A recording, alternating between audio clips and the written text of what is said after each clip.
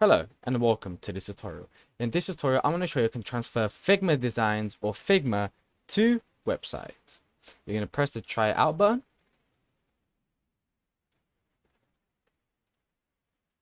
Then you're going to press run. And this is your layout, your asset and everything. Then you're going to log in with the sitter.io, which is the website builder. Continue with Google. If that doesn't work, just there you are, it's worked. No problem. Then that way it has been officially paired with Figma. So you're gonna go back. Then whatever website you build, you're gonna export to sitter.io.